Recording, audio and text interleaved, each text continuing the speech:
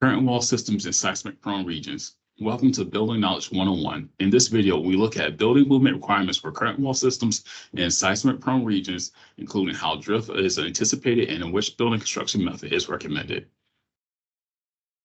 So this is the seismic design flow.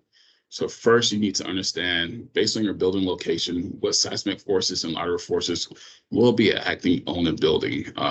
Then based on your building construction, how much drift will the building see? And how much drift does your products need to accommodate?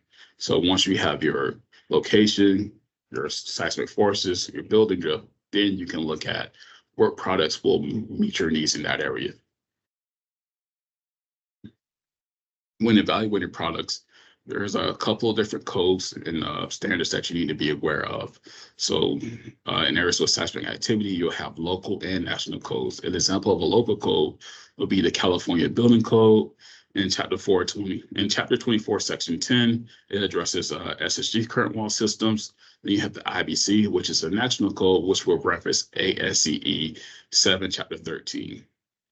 You also have this ASC 7 hazard tool online, in which you can go online, put a building address in, you can see the hazards that are in the area. You can see wind loads. You can also see the seismic probability and how much seismic forces are in a certain area. So it's a great tool to use to understand, based on your location, what do you need to accommodate in your systems.